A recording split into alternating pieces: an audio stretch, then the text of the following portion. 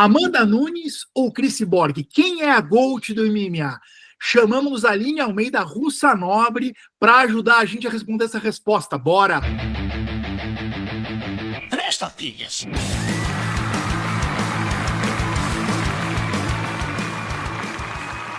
Cavaleiros e Brutamontes, donzelas e desdonzeladas, Joe, Fabiano Rampazzo, pisando como sempre aqui no octagon de 3 tapinhas. Não temos UFC este sábado. E temos 3 tapinhas nesta quinta. Não falhamos nunca.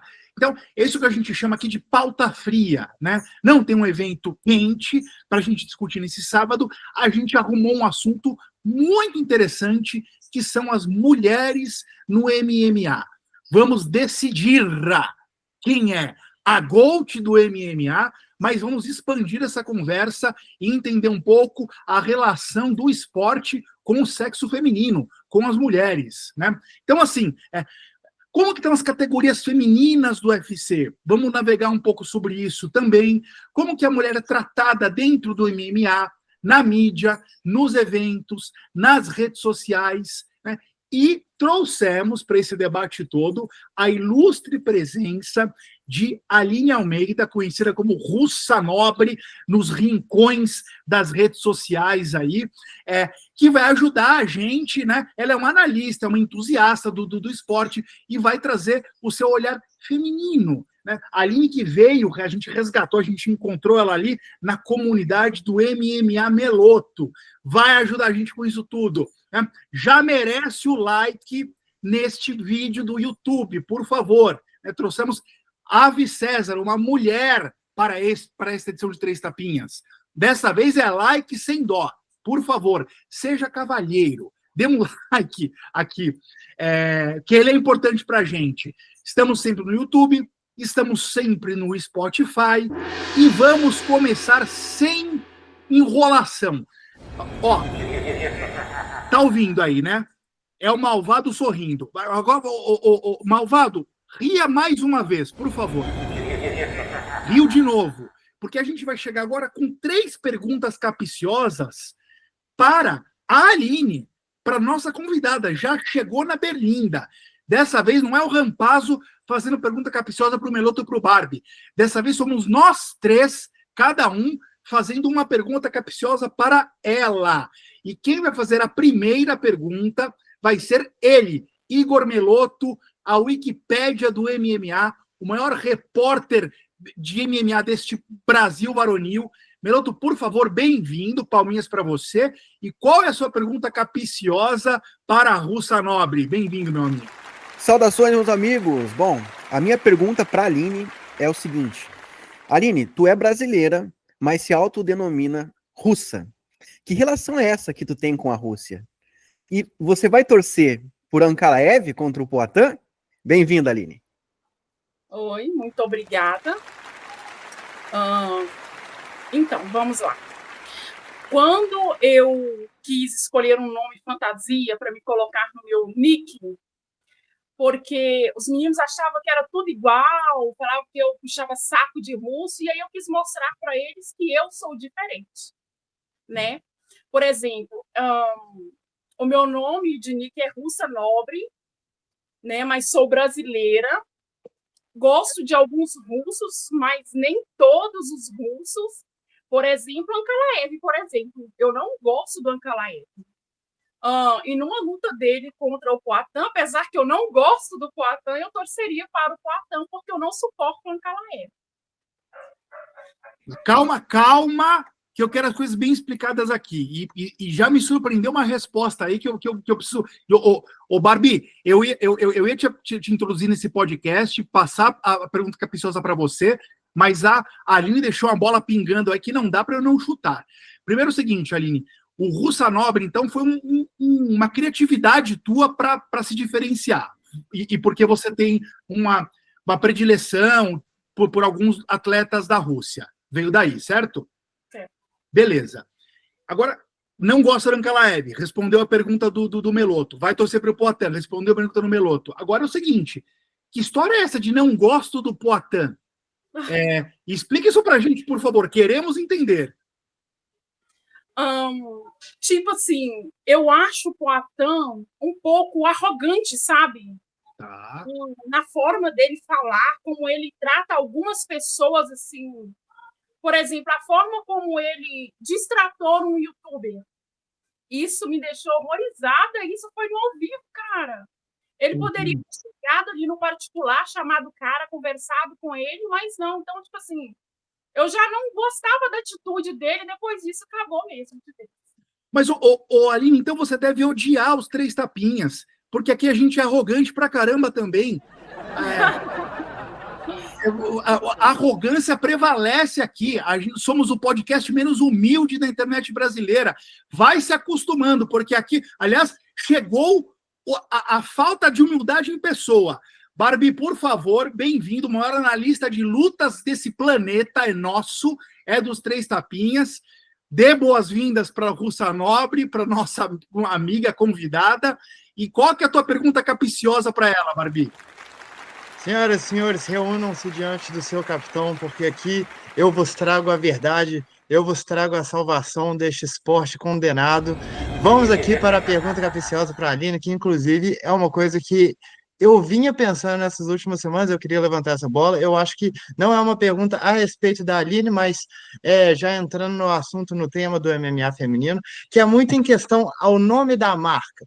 O que eu quero dizer com isso? É que o lutador traz no seu nome meio que a sua marca.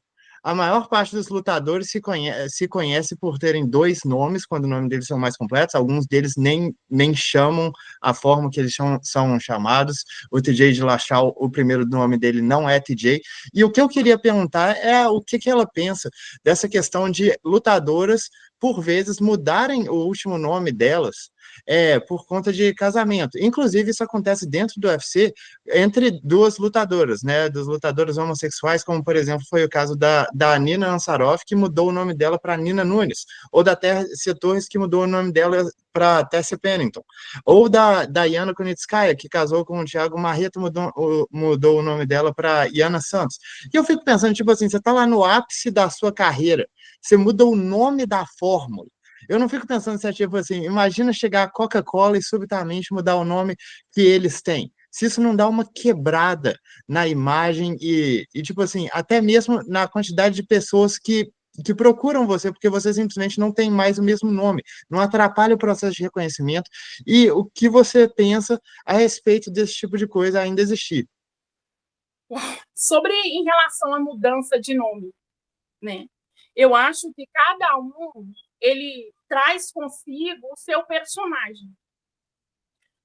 Que personagem você vai trazer para a luta nesse instante? A partir do momento que a pessoa casa e ela quer trazer isso para o nome dela oficial e para a luta, é porque ela quer entregar algo ali, sabe?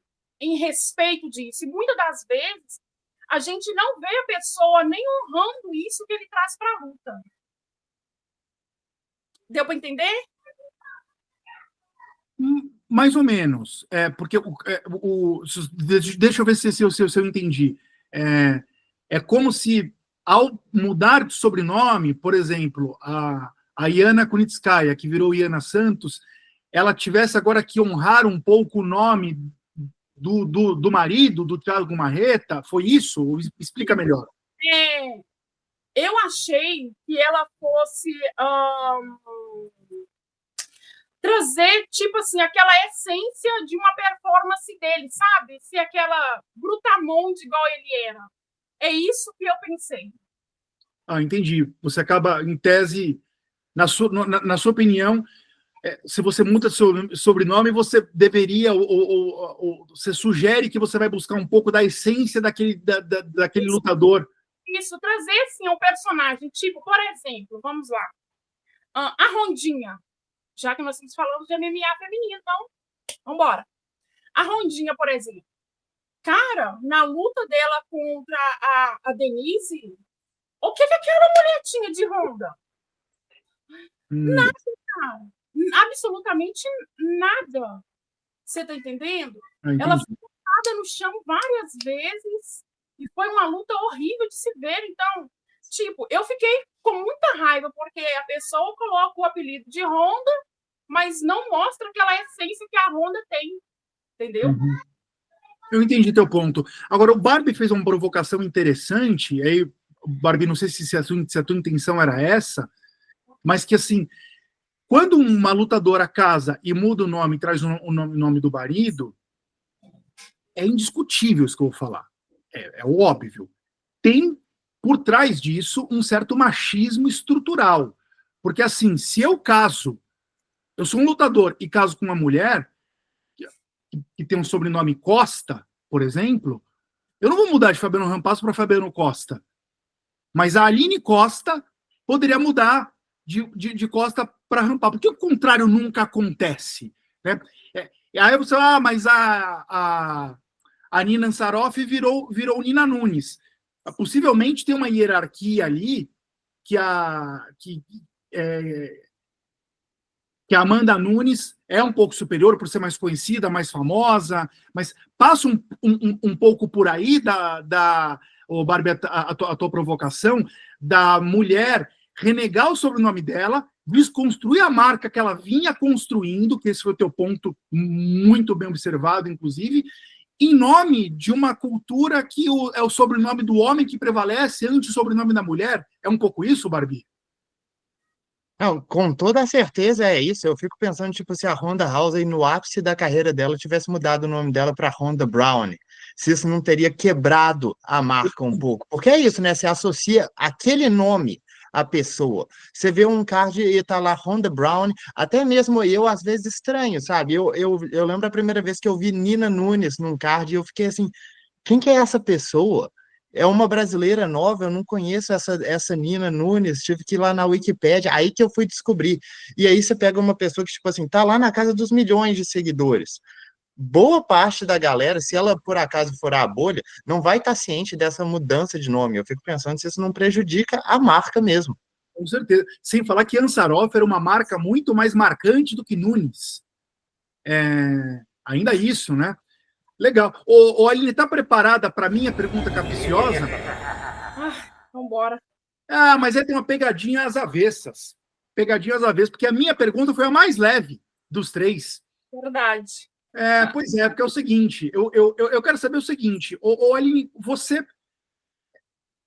Vamos lá, Cavaleiros e Brutamontes, Donzelas e Desdonzeladas. Foi difícil achar uma mulher para participar desse podcast com a gente. Infelizmente, há poucas russas nobres por aí. Então, minha pergunta vem daí, inclusive. Como, quando, onde e por que você começou a gostar tanto de MMA a ponto de virar uma especialista no assunto? Da onde veio isso?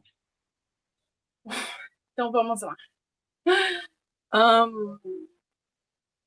Quando eu estudava, quando eu estava na 7ª série, mais ou menos, eu sofria muito bullying na escola de um rapazinho, sabe? Estava na 7ª série, mais ou menos. E esse rapaz, ele sempre me batia, e eu não entendia por quê, porque ele me batia sem mais, sem menos. E aí eu sempre chegava em casa chorando, procurava a diretoria, ninguém resolvia nada. Aí o meu pai um dia falou para mim assim, se eu queria fazer alguma coisa, né? E na época, artes marciais famosas no Brasil, na época, era a capoeira. Não tinha outro esporte além da capoeira. E ali, então, eu comecei a fazer a capoeira para me aprender a me defender e comecei a me apaixonar por artes marciais. E com o tempo foi evoluindo, eu procurei outras coisas para fazer. É isso. Então, você começou, a coisa toda começou com você lutando, como lutadora, como treinadora, como praticante de lutas. Isso. Não, mas beleza, mas isso não responde a minha pergunta. E acompanhar o esporte MMA, quando isso aconteceu e por quê? Começou a acontecer em 2010. 2010. Que, se eu não me engano, Meloto, você que é a Wikipédia, foi o ano da luta do Vitor Belfort com o Anderson Silva, né? O do Vitor Belfort contra o Anderson foi em 2011. 2011, foi 2011. Eu acho que foi em 2011, tá? Mas eu posso... Mas coincidiu com esse auge do Anderson? Conta um pouco pra gente, Aline. Bom, eu vi o Anderson, cara, eu não tenho nem o que falar do Anderson, porque eu sempre fui fã, sempre gostei dele. Tá lascada nesse podcast aqui. Tem 2 haters do Anderson Silva aqui. Não, mentira. Continua. Então, assim, eu sempre fui apaixonada com o estilo de luta dele, sabe? E com tudo que ele venceu para ele chegar até onde ele chegou. Então, quando eu chego a gostar de um atleta, não é pessoal, é pelo estilo de luta, por tudo que ele passou para chegar aonde ele chegou. Então, por isso que eu gosto do Anderson. Mas mais ou menos, hein, Aline? Aqui a gente não perdoa, porque você não gosta do Poatan porque ele foi arrogante numa entrevista. Então, o pessoal interfere um pouco, sim. Com o Poatan? É. Eu Nesse caso, interferiu. Tá. Eu andei observando esses últimos dias, né? E, lógico, a gente não quer dar o braço a torcer, né? Óbvio. Mas eu sei que tem muita gente que implica com ele mesmo. Eu acho que com essa declaração dele, numa entrevista com o Vini ali, ele pode ter perdido alguns fãs, como perdeu você. Mas deixa eu só continuar na minha pergunta capiciosa aqui. Em 2010, você começou a acompanhar o MMA. A gente está em 2024. Você virou essa pessoa que não perde um evento do UFC, que acompanha a cobertura jornalística, que conhece os lutadores. Tem quantos anos que você virou essa fã assídua? Deve ter uns 6 anos, mais ou menos. 6 não, 7 anos. Que eu não perco um evento, acompanho todos, sou apaixonada. E só para finalizar, você conhece alguma outra mulher que seja tão fã de MMA quanto você? Sim. Olha que interessante. Conheço, ela é minha amiga. Muito bem. Olha, Meloto, temos alguém para trazer um dia aqui, se a gente quiser conversar com uma outra mulher fã de MMA. Como ela chama? Alice. Alice. Alice. Ela tá no bolão? Ela também entrou no bolão recentemente? Isso. Aí. Bem-vinda, Alice. Alice, se você não for inscrita aqui no canal já, o Poatan vai perder o cinturão para o Ankalaev. Tá? É só isso que eu falo. E bora seguir aqui. Aliás, por falar em inscrita, Alice, você, cavalheiro, você, desdonzelada, por favor, inscreva-se. Eu peço isso toda edição, porque a gente precisa... Aline, o que vai acontecer quando a gente bater 1.000 inscritos aqui no canal? Você quer que eu... Não. Eu quero que você responda se você sabe o que vai acontecer quando a gente bater 1.000 inscritos aqui no canal. Você não sabe. Que já não sabe. Meloto, ela não assiste 3 Tapinhas. Assiste, só esqueceu. Deu um branco nela, só isso. O Barbie vai imitar uma galinha, Aline. Quando a gente bater 1.000 inscritos, o Barbie vai vir aqui com pena colada no rosto, vai cacarejar, vai bater alça, vai comer milho, não é, Barbie? Meu amigo, se a gente chegar a 1.000 inscritos, eu faço o que vocês quiserem. Só se inscrevam aqui no canal e depois peçam para o seu capitão, porque o seu capitão é um homem do povo. O seu capitão existe para conceder as vontades de seus soldados. Então venham com o seu capitão e inscrevam-se aqui no canal. Demagogo é o que o senhor é. Vamos seguir aqui, então, por favor. Agora chegamos aqui na parte 2 desse podcast, que, repito, vai dizer quem é a GOAT do MMA.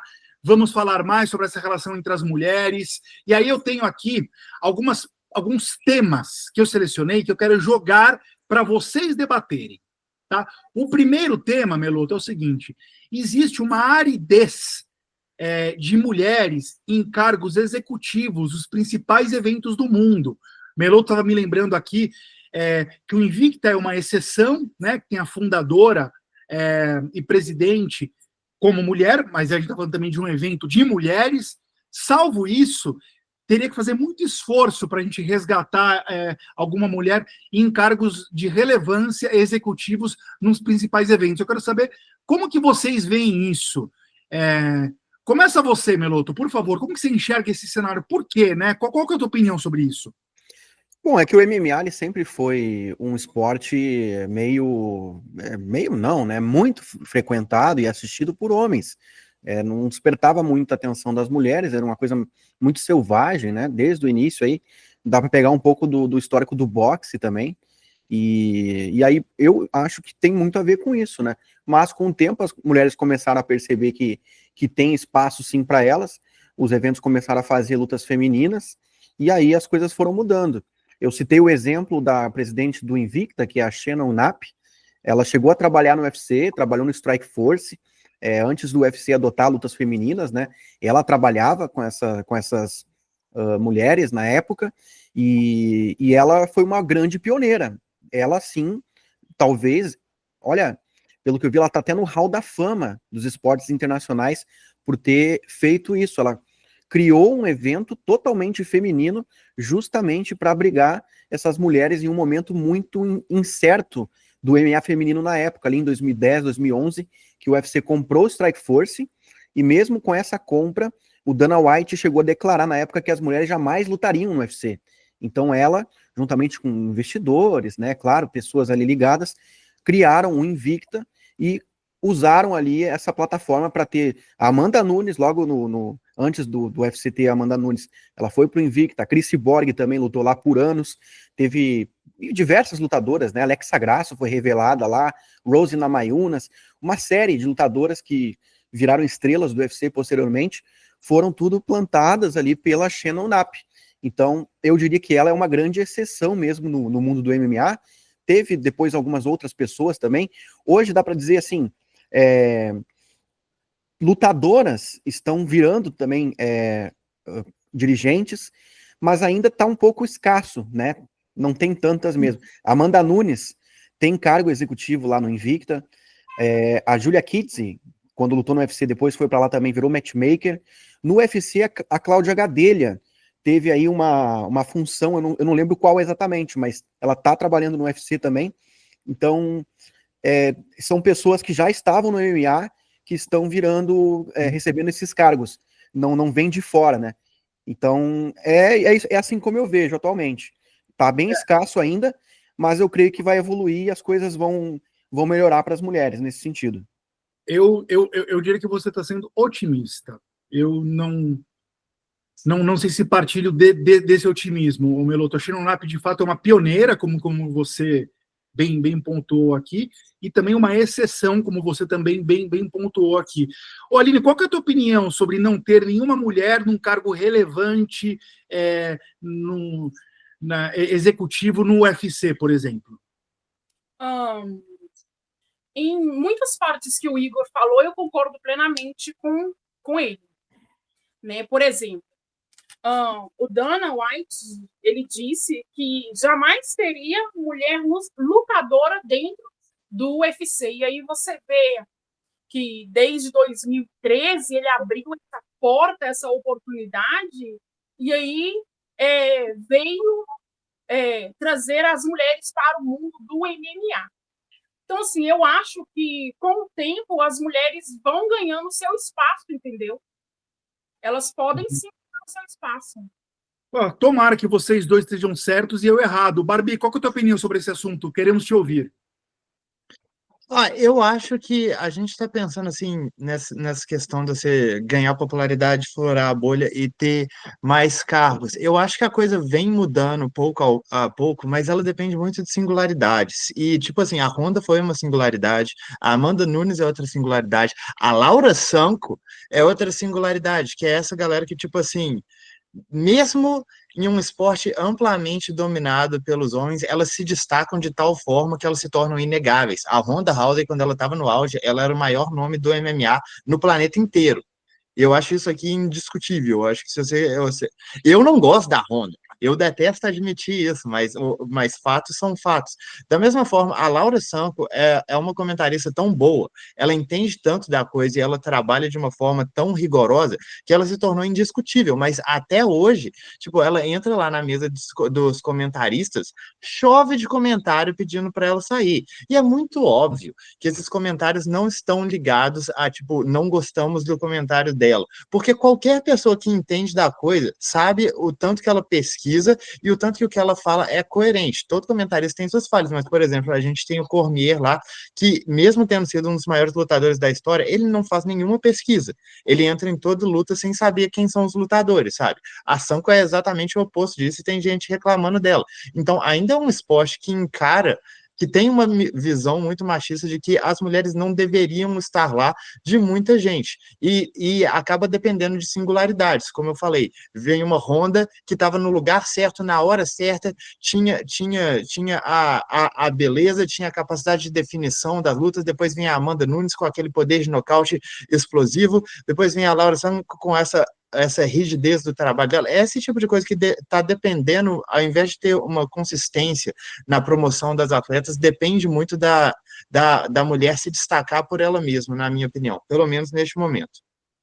Eu concordo 100% com tudo que você falou, Barbie. Inclusive, você deixou a bola pingando para o outro ponto que eu quero jogar para vocês debaterem aqui, que é um pouco ampliando o que você falou. Quero perguntar para vocês, Aline, Meloto e Barbie, como que as mulheres são tratadas, falando do mundo do MMA, na imprensa, nas redes sociais, em comentários ali? A Aline pode dizer isso, quando ela comenta, que tipo de reação vem na imprensa, nas redes sociais, nas comunidades do MMA como um todo? Como que vocês enxergam o tratamento, a devolutiva da massa masculina ante essas raras mulheres que se destacam na imprensa, nas redes sociais e nas comunidades? O Barbie já deu um exemplo aí da Laura Sanko, que, diferentemente do Cormier, é rechaçada sem argumentos, pelo simples fato dela ser mulher. Mas vamos expandir isso um pouco para outros veículos. No Brasil, inclusive, a gente tem jornalistas que cobrem MMA, mulheres, né? Tem algumas.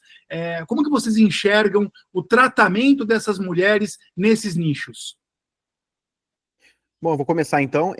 No meu caso, assim, as mulheres que eu costumo conversar e ter contato e que falam abertamente sobre isso, eu tenho notado que elas têm encontrado uma grande dificuldade para conseguir lidar com o público do MMA, porque existe, né, querendo ou não, muito assédio ainda, muitos comentários machistas, só por serem mulheres mesmo.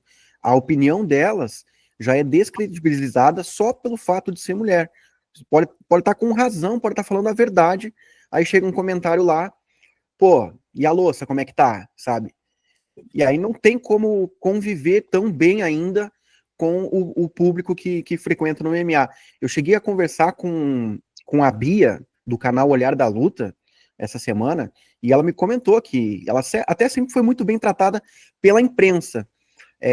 O respeito dos colegas, ela sempre teve, né? E as inspirações que ela citou, chegou a citar a Evelyn Rodrigues também, que é uma grande repórter, né? Que está atuando aí no UFC Brasil, no UFC Fight Pass, e ela deu um norte para ela, foi uma grande inspiração. Tanto é que ela criou o Olhar da Luta justamente por causa disso. Mas com relação às redes sociais, ainda é um problemaço ainda. Tá difícil de lidar ainda, porque descredibilizam a opinião dela, e eu acredito que de muitas outras mulheres também, conforme eu fui obtendo esses relatos. Uhum. Podem falar aí, toma a palavra quem quiser falar. Então, é uma merda, porque quando a gente vai dar a opinião da gente sobre um determinado lutador, sobre a performance dele, muita gente cai matando em cima da gente, entendeu? Que nem o Meloto falou, que já aconteceu comigo. Aqui, vai lavar vasilha, porque lugar de mulher é lavando vasilha. Que absurdo. Já teve isso, cara.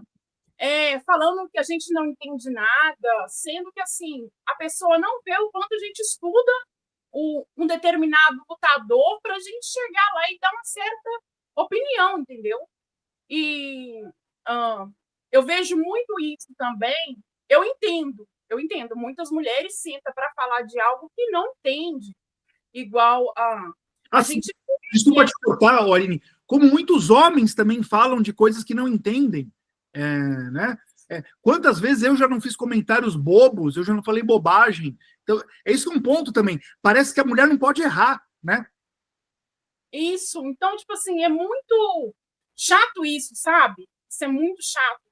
Porque a gente vê também que estão sendo dadas oportunidades para as mulheres irem em eventos do UFC, por exemplo, para ela chegar lá e falar sobre determinado esporte, e ela não sabe nem que lutador está lutando. Você está entendendo? Mas tem mulheres também, igual a Kira Gracie, eu já vi a Amanda Ribas também narrando luta, assim, você sabe? Então, a pessoa tem que estudar o card para falar sobre o lutador. E é isso que a gente faz, a gente estuda para dar a nossa opinião sobre o lutador e as pessoas não querem saber se você sabe ou não sabe, estão te esculachando mesmo. Pô, muito, muito legal esses apontamentos, Aline. Até recentemente, a Tainara Lisboa, que foi convidada mais de uma vez já para comentar as lutas lá no UFC Fight Pass, foi super bem, comentou super bem. E às vezes você vê, tipo assim, vai uma lutadora lá que fica em cima do muro, não se posiciona, só fala bem de brasileiro, e aí todo mundo cai matando em cima dela, como se o Minotauro não fizesse isso todo sábado. Fica em cima do muro, só fala bem de brasileiro. Então, é isso que eu quis dizer com parece que as mulheres não podem nem errar, não podem nem falar bobagem. Todo mundo fala bobagem, cara. Chegar alguém mandando muito bem, como a Tainara Lisboa fez, é raro entre mulheres e entre homens. O que você acha disso, Barbie? Eu acho que você está certíssimo. Eu acho que, inclusive, isso acaba criando um outro problema que a gente super compensa, né? Que é tipo assim, é da forma que a Aline estava comentando aqui, que tem tanto essa visão que a mulher chega nessa posição de destaque e a gente exige tudo dela, né? É tipo assim, não, você tem que saber tudo. Você tem que saber os lutadores, você tem que saber os cartéis, você tem que saber quem vai vencer. Se você fizer algum erro, a gente cai matando. Da mesma forma, o que acontece, às vezes, é uma supercompensação que, como a Aline está falando, a gente coloca, às vezes, a pessoa que está bem despreparada lá, porque a gente pensa, a gente tem que colocar alguém para representar as coisas. Justamente, eu acho que um lado cria o outro, e é chato, né? Porque acaba que um lado também gera o discurso que alimenta o outro lado.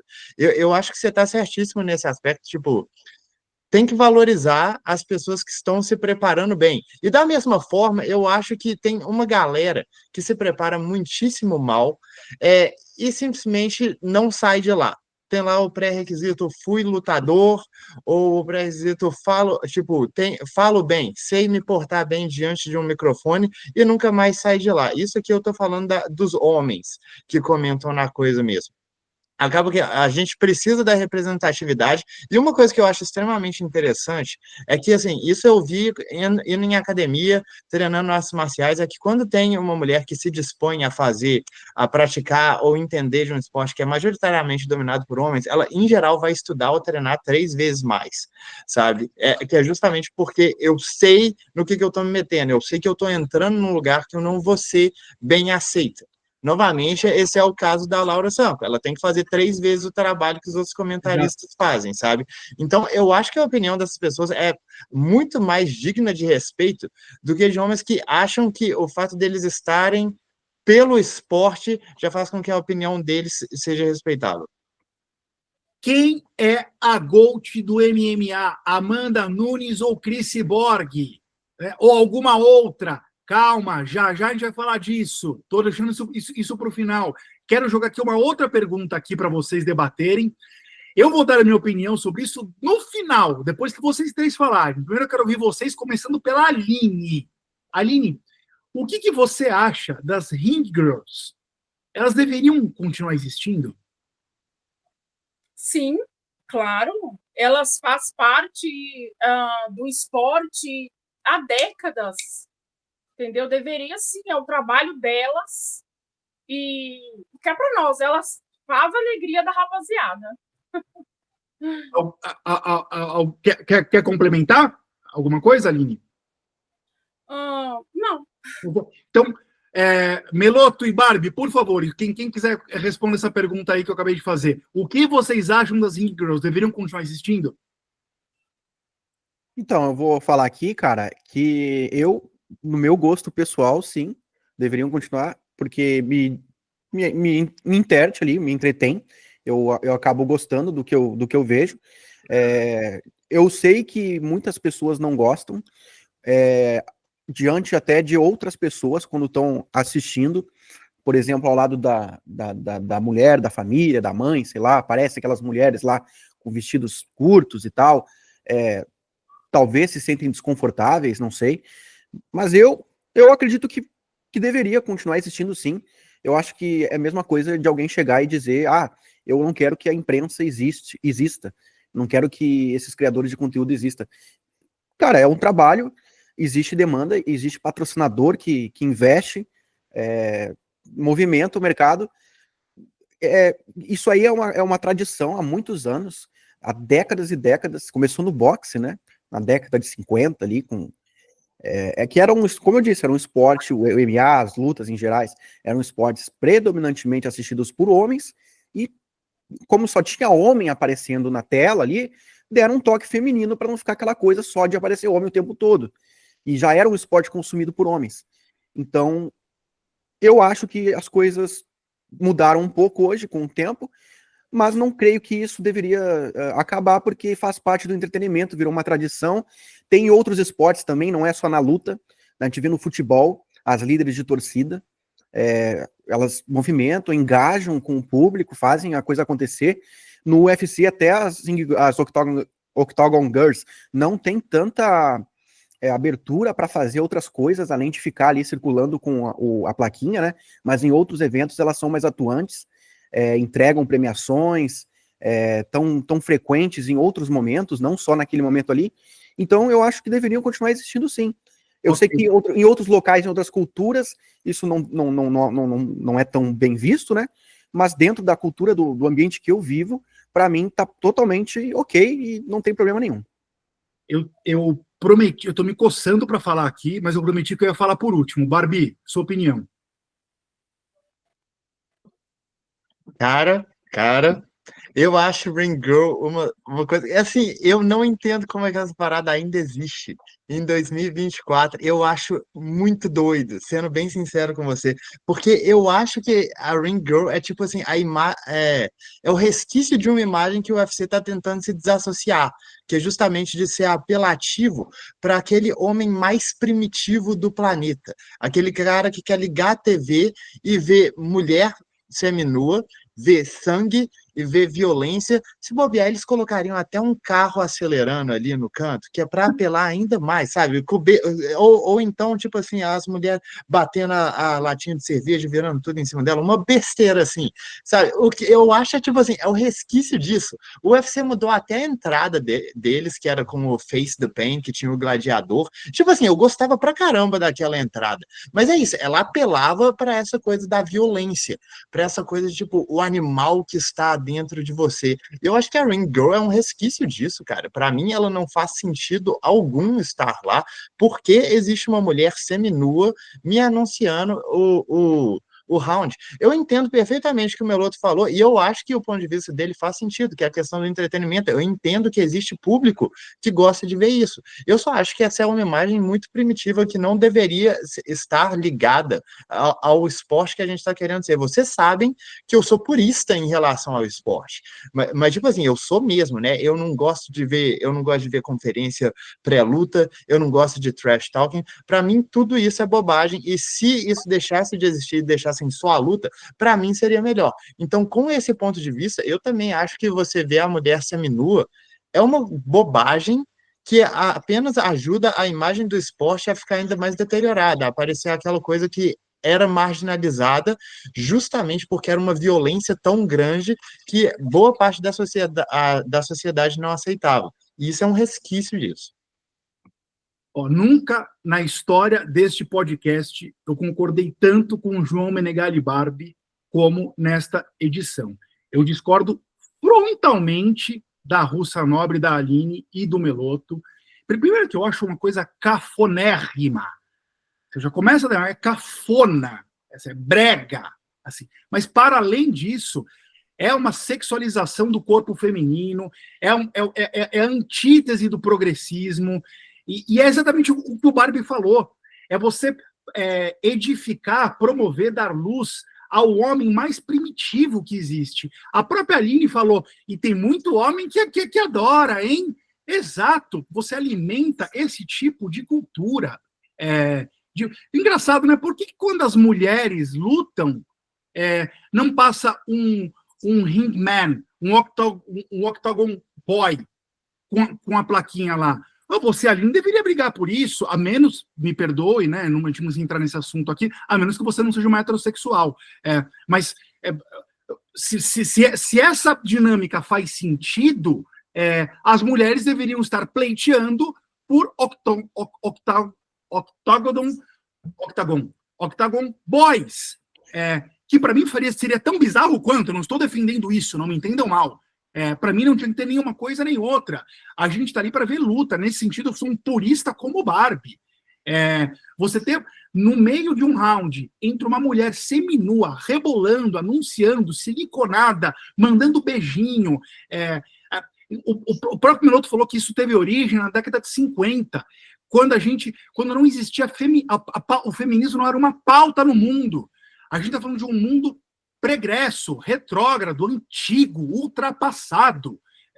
Eu sonho com um dia em que as Octagon Girls e as Ring Girls deixem de existir por completo. Desculpa, Meloto, desculpa, Aline, desculpa, Cavalheiro e Brutamonte, que ama ver as meninas passando ali. É um absurdo, é antiquado, sem falar que é cafona. Essa é a minha opinião, mas a gente tem que ouvir todo mundo, ouvimos as diferentes opiniões. Esse é o meu ponto, eu fecho sem tirar nem pôr com o que o Barbie falou. Alguém quer falar alguma coisa, por favor? Claro, pô, eu entendo também o ponto de vocês, em algum momento eu já me questionei também sobre isso, mas qual que é o ponto aí? É as roupas que elas vestem? Se for um pouquinho mais, com roupas um pouco mais, com mais roupas, já acaba o problema? Claro que não. É que então tu quer acabar com toda a mulher também envolvida com o espetáculo do show. As dançarinas dos eventos esportivos, de boxe, de futebol. Quando tem um show da Anitta, por exemplo, antes de uma final de Copa do Mundo, isso não faz parte do espetáculo? Não, peraí, mas assim, sim, mas isso entra na mesma coisa. O que eu tô falando aqui é que se a posição da Ring Girl fosse uma coisa não necessariamente ocupada por uma mulher gostosa, e fosse ocupado por, sei lá, qualquer pessoa, é outra coisa. Mas a gente sabe muito bem, ninguém aqui tem 5 anos de idade, a gente sabe muito bem por que é uma mulher seminua gostosa ali, sabe? É isso que eu tô falando, é que tem uma função muito clara que é de apelar para o homem, que é o homem que está assistindo. E a gente está falando aqui a respeito da participação de mulheres dentro da mídia, sendo lutadoras, sendo jornalistas e essas coisas. E você tem uma coisa que apela tão fortemente apenas para o homem ali, bom, claro que a gente entra em coisas tipo assim, falando assim de homens heterossexuais, que são a maior parte do planeta, apela apenas para o homem heterossexual ali, eu acho que desencoraja. Sabe, você entra no esporte, aí você tá querendo assistir um esporte sério, pá, ali a mulher gostosa seminua. É esse para mim que é o problema. Se fosse só a posição, aí não tem problema. Eu não tô falando que é ruim ter uma pessoa anunciando o número do round. Eu tô falando que ser uma mulher seminua gostosa é problemático. É isso, Meloto. E assim, a sua pergunta aí, se tivesse com algo, não sei, que outra roupa? Qual a necessidade? E seria uma roupa colada? E que tipo de disposição que ela faria? Ela continuaria mandando beijinho? Existe uma sexualização clara ali. Existe uma clara exposição do corpo feminino ali. Que vai ao encontro da imensa maioria. Eu não tenho a menor dúvida que a grande maioria de quem está ouvindo a gente aqui discorda de mim. Mas a gente está aqui realmente para receber porrada e não aplausos. Eu não tenho a menor dúvida. Porque a minha opinião e a do Barbie é antipopular quando a gente está falando desse nicho do MMA. Porque, de fato, essas mulheres estão lá para alimentar o desejo de sexualidade, desses ícones clássicos. O exemplo do Barbie foi perfeito. Se pudesse colocar um carro acelerando ali, colocava. É isso. E, no fim do dia, a gente está falando de reforçar estereótipos que não ajudam a construir um mundo melhor.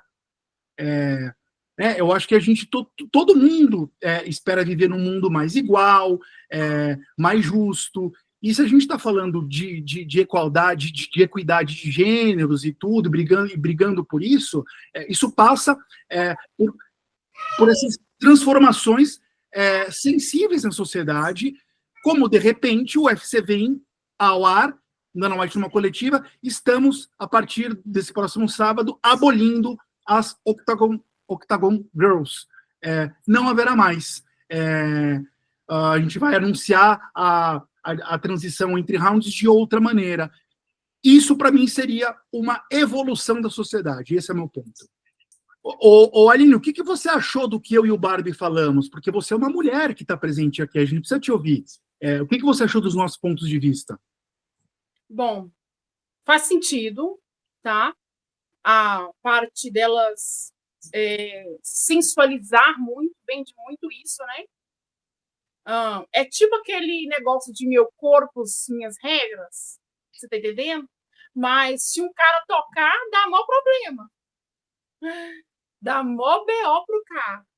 Então, assim, eu te entendo perfeitamente, mas também eu olho pro lado delas, porque é o trabalho dela, né? Com certeza ela cuida muito bem do corpo, da saúde, para ela ficar perfeita daquele jeito, porque ela precisa daquilo. Meu ponto de vista, entendeu? Tá certo. Então, assim, concordo em partes. É isso. Tá certo.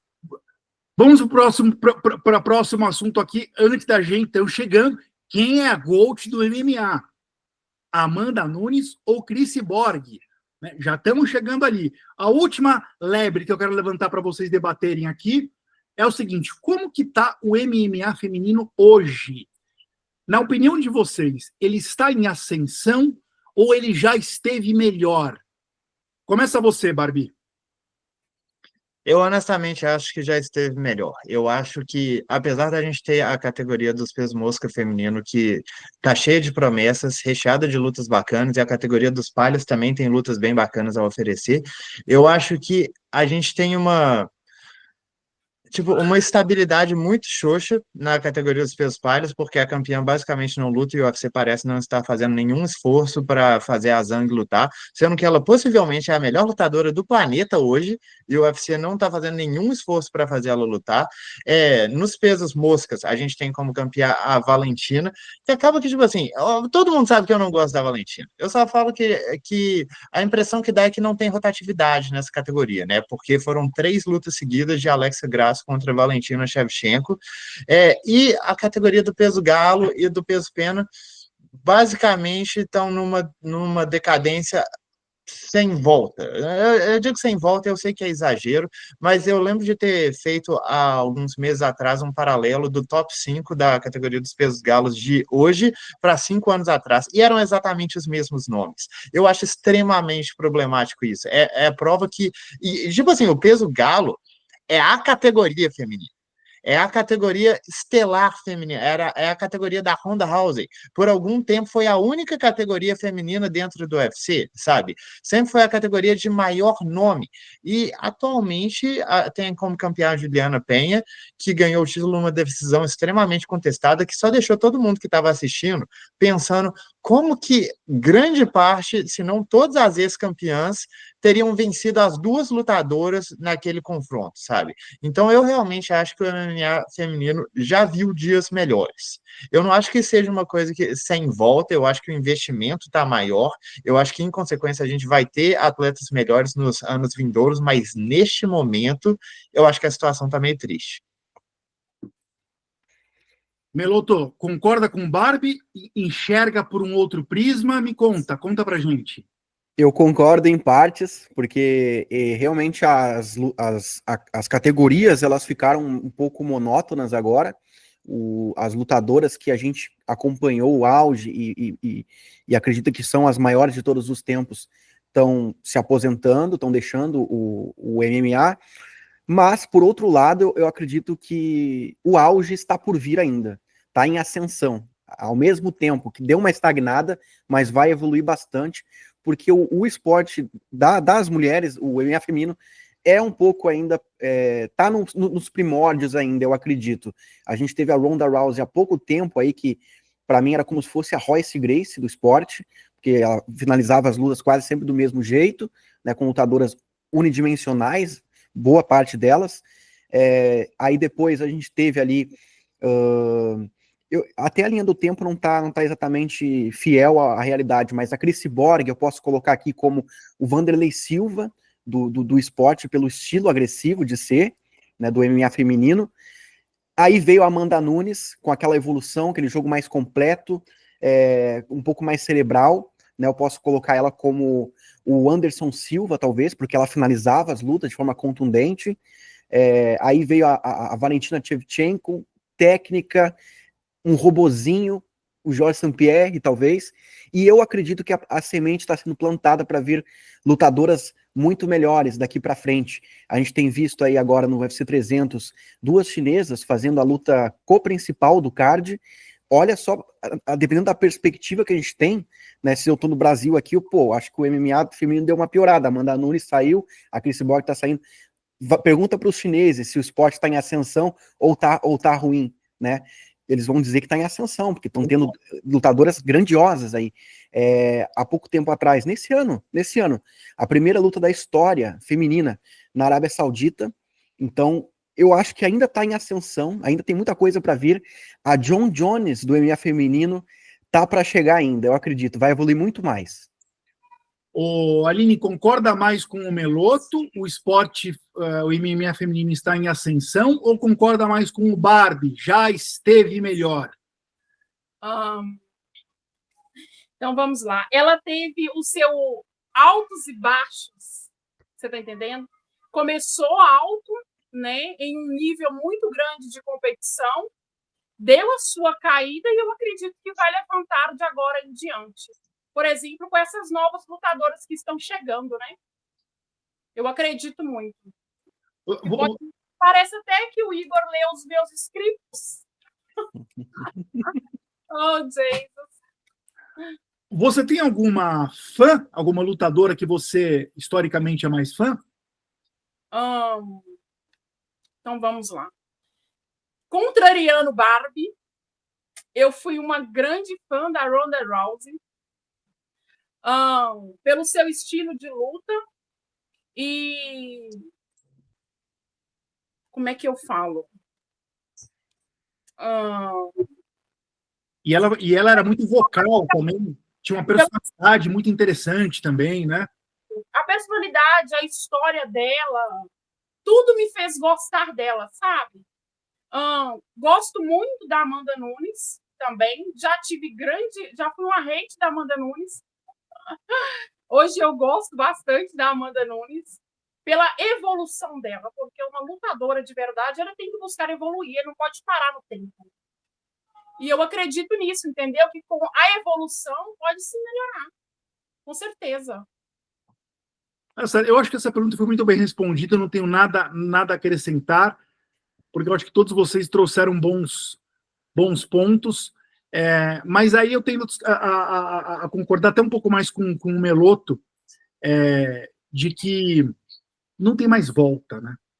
Não tem mais volta. O MMA feminino chegou para ficar, e a ascensão, o crescimento, a exposição é um caminho sem volta. Dependendo de por onde você olha, de por qual prisma você olha, você vai fazer uma leitura ou outra, mas de um modo geral, o que a gente vê é mais lutadoras sendo contratadas, mais categorias sendo criadas ao longo do tempo, é isso que vem acontecendo, né? Eu preciso Eu preciso dar um relato interessante que esses tempos aí eu assisti uma luta com meu pai. Meu pai, para quem não sabe, foi ele que me trouxe ao MMA, que fez conhecer o esporte, apresentando DVDs lá. Nem era DVD, na verdade, né? Foi antes do DVD, fita cassete do Pride. E a gente assistia as lutas do Vanderlei Silva, do Fed, dos caras, né, dos homens lá da época. E a gente ficou um longo tempo sem assistir eventos juntos, né? Longo. E aí, recentemente, a gente parou uma noite para assistir um evento do UFC e tava dando a luta na noite da Valentina Shevchenko contra Alexa Grasso 2, a revanche, aquela que deu empate. E, cara, ele não curtia muito, ele não tinha interesse nenhum por ver lutas femininas, nunca teve, e naquela noite ele mudou completamente a opinião dele, a luta foi fantástica, né? E ele gostou muito, cara, gostou muito, e eu acho que o MMA feminino está quebrando esses tabus aos poucos ainda, tem muita gente ainda que vai acabar gostando, que ainda torce o nariz, e vai acabar gostando, porque o MMA feminino, quando ele é bem praticado, ele é muito bom. É um paralelo que eu gosto, eu sou um fã do MMA feminino, né? Um paralelo que eu gosto de traçar, acho legal até poder falar isso nesse momento para os nossos ouvintes, inclusive, é comparar o MMA com o futebol. Se você vê o futebol feminino hoje, o futebol feminino está estabelecido já há muitos anos, né? Cara, é sofrível, é difícil. É chute do meio de campo que entra, porque a goleira é baixa, porque não deu liga ainda, não encaixou, né? Os jogos são esquisitos, tem um nível técnico mais baixo, é um outro esporte. O futebol masculino é um esporte, o futebol feminino é outro esporte. No MMA, isso não acontece. O MMA feminino alcançou o mesmo nível do masculino, com uma velocidade muito maior do que a do futebol, que não alcançou ainda. Então, esse é um jeito muito claro do fã de luta, que invariavelmente, com raras exceções, também é um fã de futebol, poder entender como o MMA feminino é qualificado. Assim, compara com o futebol feminino, que é mais difícil de assistir mesmo. E todo mundo já percebeu aqui que eu tenho uma vocação muito mais progressista, eu luto muito contra o meu machismo diariamente, então quando eu critico o futebol feminino, eu estou sendo extremamente técnico, mesmo, assim, é difícil ver, é difícil. O MMA feminino, não. Recentemente, não raro, a gente tem lutas entre mulheres sendo eleitas como a melhor luta do ano. Então, chegou para ficar e já está em alto nível. Ano passado, para mim, eu votei, foi a melhor luta do ano, a Valentina Shevchenko e a Alexa Grasso 2. E no retrasado, ou acho que 3 anos atrás, a luta da Joana contra a Jedrzejczyk e a Joeli Zhang Li. Contra o Weili Zhang. Que foi aquela luta? E tantas outras. As lutas da Rosa Namajunas contra o Weili Zhang foram qualquer nota. Luta de 5 rounds e que, assim, com você com o coração na boca, nível técnico altíssimo. Realmente chegou para ficar. Campo minado.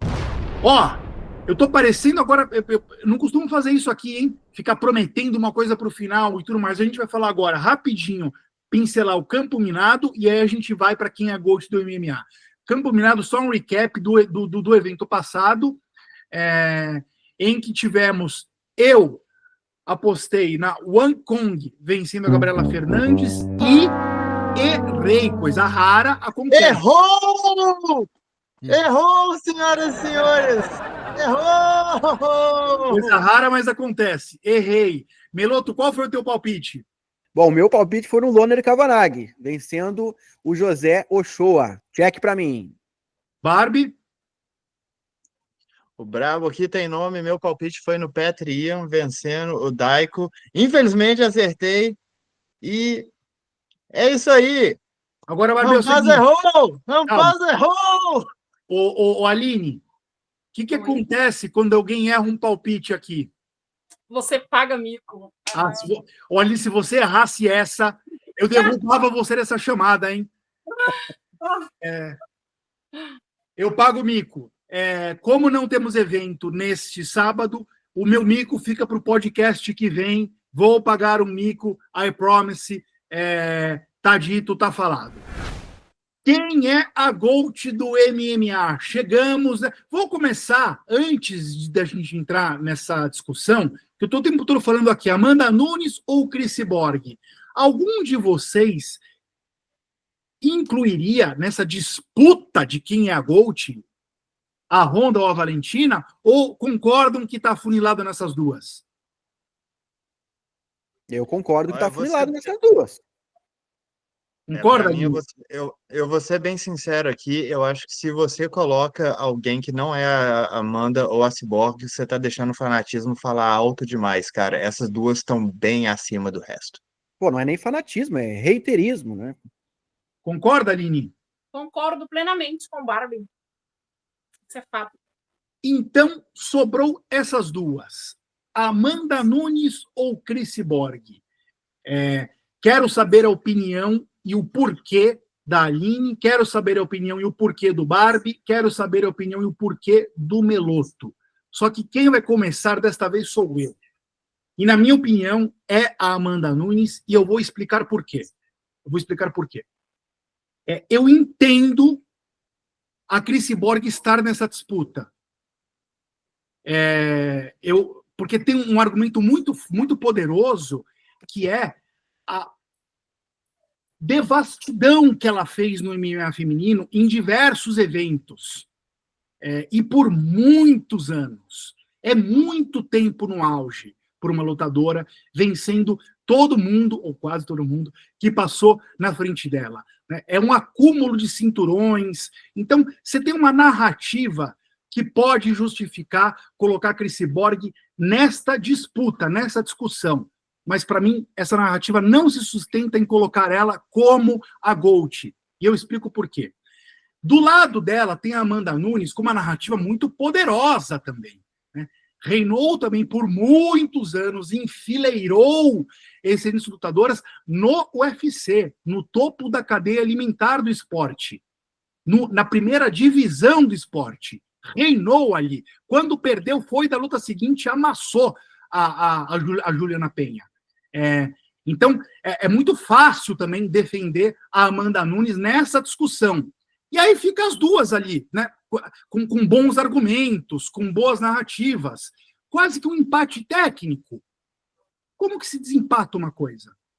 Que daí você pensa assim, pô, as duas têm narrativas tão poderosas, e se elas tivessem lutado? E se marcasse uma luta amanhã para elas, para ver quem venceria? Amigo, essa luta aconteceu. Não é isso. Essa luta existiu. E a Amanda, se não tivesse um juiz, a Cris Cyborg estaria morta. A Amanda matou a Cris Cyborg naquela luta. Isso, para mim, é um desempate muito poderoso. Assim, eu concordo muito mesmo com a narrativa da grandiosidade da Cris. E que sustenta a Cris entrar nessa discussão. Mas é quando você fica no cabeça a cabeça. Não, mas tem argumento para cá. Não, mas tem argumento para cá. Mas e se elas tivessem lutado? Elas lutaram? E o que aconteceu nessa luta? E aí tem um outro adendo à minha defesa da Amanda Nunes. Para além dela ter feito o que fez, nocauteado Holly Holm, finalizado Misha Tate, nocauteado Ronda House, todas as venceu 2 vezes a Valentina Shevchenko, tudo que a gente as top contenders, a GOAT, a Amanda Nunes passou o carro, venceu de maneira inconteste. Então, para além disso, a luta dela com a Cris Cyborg foi uma luta que ela buscou. Ninguém queria lutar com a Cris Cyborg. A gente teve a Germaine de Randamie abandonando um cinturão para evitar a Cris Cyborg. As pessoas evitavam, fugiam da Cris. A Amanda quis essa luta. E o que a Cris Cyborg fez quando a Amanda quis essa luta? Debochou. A brasileira querendo enfrentar a brasileira. Que absurdo. Eu era um fã da Cris Cyborg até essa luta ser casada. Eu era fã da Cris até a luta ser casada. O jeito que a Cris tratou esse desafio me fez broxar com ela de um jeito. Né? Eu era mais fã da Cris do que da Amanda. A Amanda, para mim, no meu coração, ela virou a GOAT antes dela vencer a Cris. Antes dela vencer a Cris, pela atitude dela, eu falei, cara, que mulher, que coragem. topou subir de categoria, não era a categoria dela. Ela tinha todas as desvantagens do mundo. E aí fez o que fez no primeiro round. Mas, cara, assim, de verdade, se alguém aqui votar para Chris Borg como a GOAT, eu acho que fumou droguinha. Porque é muito poderoso esse argumento de que, pô, elas estão ali, a Cris é gigante, gigante. Mas aí o que aconteceu? Porra, o Maquisa luta foi e assassinou. Para mim, Amanda é um GOAT mais incontestável do que o John Jones no masculino. Esse é o meu voto. Barbie, você, por favor, quem é a GOAT? Cara, me manda John Jones no masculino. Ele tá querendo procurar encrenca. Mas, enfim. Eu falei, mais inconteste do que o John Jones, que tem polêmicas.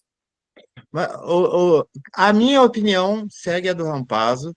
Para mim, é a Amanda Nunes. E antes de eu começar a explicar por quê, eu vou dizer que o que a Chris Borg vem fazendo nos últimos anos, que vem deixando a discussão, para mim, novamente discutível, é um feito inacreditável. Na minha opinião, o que a Chris Borg vem fazendo é incrível. Porque eu lembro que deu uma certa época na carreira da Amanda que eu tava assim, ela tá tão distante do segundo lugar que isso aqui não tem nem mais graça. E a Chris Borg saiu do UFC e foi atrás de todo mundo que estava fora do UFC. E, tipo assim, e essa última luta dela com a Larissa Pacheco, bicho, isso aqui eu não digo que é sem igual, sendo bem sincero, mas é quase sem igual. Ela pegou a melhor lutadora que ela poderia pegar no planeta, numa hora que a Chris está, tipo assim, fora do auge físico dela.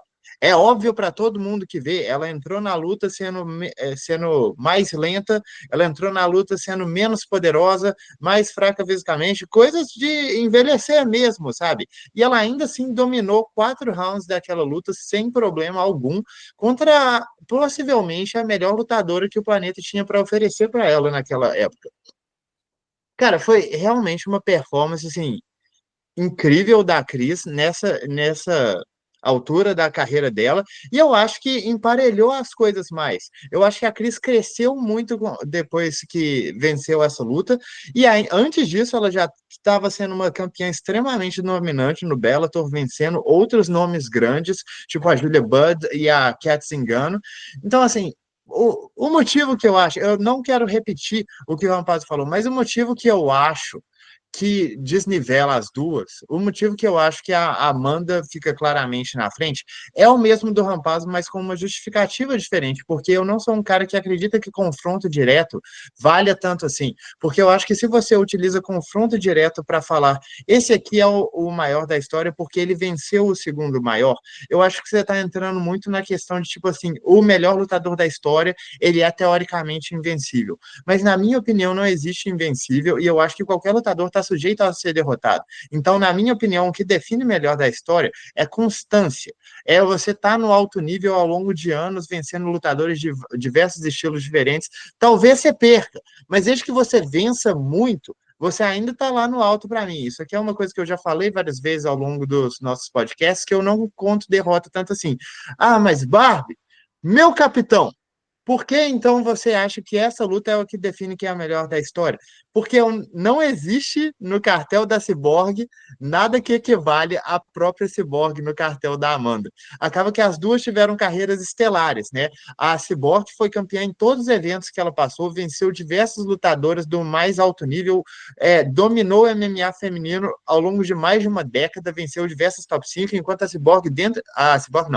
Amanda dentro do UFC venceu quase todas as campeãs das categorias galo, pena e mosca. Até a Alexa Grasso ganhar o cinturão, a Amanda tinha vencido literalmente todas as lutadoras que já encostaram em um desses 3 cinturões, com exceção daquela que a gente não nomeia, que ganhou o cinturão por vencer o Ultimate Fighter, antes da Valentina se tornar campeã. Então, eu acho que essas carreiras ficam muito pau a pau. Mas aí teve o confronto direto e o lance desse confronto era justamente ser a top 1 contra a top 2 e uma matou a outra. Para mim, independente de como que o confronto foi, a questão aqui é que não existe nada que a Cyborg possa fazer para compensar o fato que a Amanda tem a própria Cyborg no cartel. E a Cyborg nunca vai ter alguém com esse peso no cartel dela. Eu acho que isso, para mim, é o que tira a diferença. A Cyborg não vai encontrar uma adversária que tenha tanto valor quanto ela mesma teve no cartel da Amanda, e ainda tem. Eu acho que a carreira das duas foi estelar, e eu acho que isso aqui é a diferença óbvia. E eu vou até um pouco além. A Cris Borg não tem no cartel dela uma Ronda Rousey. Não tem no cartel dela uma Valentina Shevchenko. Dá até para dizer isso. Porque a gente está falando, de fato, de alguém que colecionou cinturões orbitando o UFC. A Amanda Nunes, ela deschavou a categoria com esses nomes que eu acabei de falar, e incluindo a Cris Borg, que é o teu grande ponto. Eu acho realmente... o meu ponto de que, nesse caso, eu entendo o seu ponto de que o confronto direto não pode ser tão decisivo, mas nesse caso, em que a narrativa para defender a Cris Borg como GOAT é também tão poderosa, não só pelos cinturões acumulados, mas muitos anos no topo, né? Muitos anos. Ela era a GOAT até perder para a Amanda. E depois o que a Amanda fez depois de vencê-la também, né? Então eu entendo um pouco a narrativa. Nesse caso, que fica uma coisa tão meio cabeça a cabeça, o confronto direto não tem como ser desprezado. Aline, qual que é a tua opinião? Quem é a GOAT do MMA? Cara, o que falar da Amanda Nunes, né? O que dizer sobre a Amanda Nunes? Ela se superou, ela era uma pessoa que ela tinha gás somente para um round, e você vê que depois que ela venceu a Ronda Rousey, ela se superou, sabe? Buscou a evolução. Ela vencer a Cris Borg, cara, aquilo foi épico para mim. Porque até então, na minha visão, a Cris Borg era maior. Até antes daquele nocaute acontecer. Porque foi uma coisa, cara.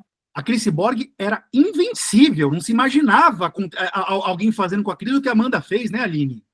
Pois é, e tipo assim, se a Cris Borg tivesse ficado, se reerguer e buscado melhorar mais, mas ela simplesmente correu, foi embora, cara. Você tá entendendo? Então, isso não faz dela a GOAT.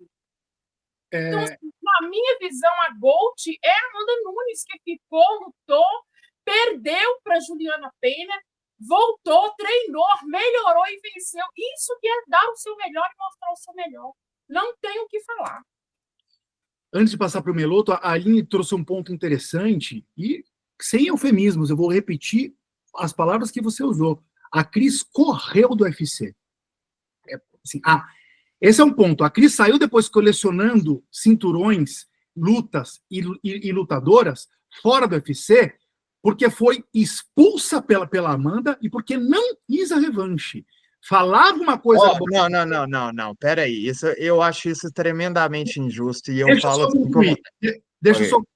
Porque eu acompanhei o esporte nessa época como o Meloto acompanhava. Eu via tudo de declarações do Brasil e fora do Brasil. Eu tenho lugar de fala nessa história.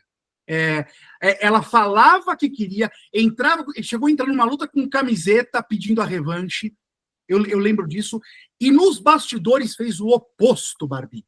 O oposto. Ela fez de tudo para essa revanche não acontecer. Ela não ajudou essa revanche a acontecer. Assim, a sensação que eu tenho, e aí eu estou usando a palavra correta, sensação, não é certeza, é a minha opinião, é de que ela não queria perder de novo. Ela não queria aquela luta. É a sensação que eu tive olhando os fatos, sem contar do motivo pelo qual ela foi definida, que ela foi uma... Eu ia falar mau caráter, mas eu tento evitar esse tipo de... O que ela manipulou um vídeo, né, cara? Foi baixo o que ela fez ali. Então, eu acho que, assim, são pequenos elementos ali que acabam pesando um pouco nessa decisão. Mas, assim, a menos que o Barbie queira falar alguma coisa, eu vou passar para o Meloto. Meloto. Não, eu quero.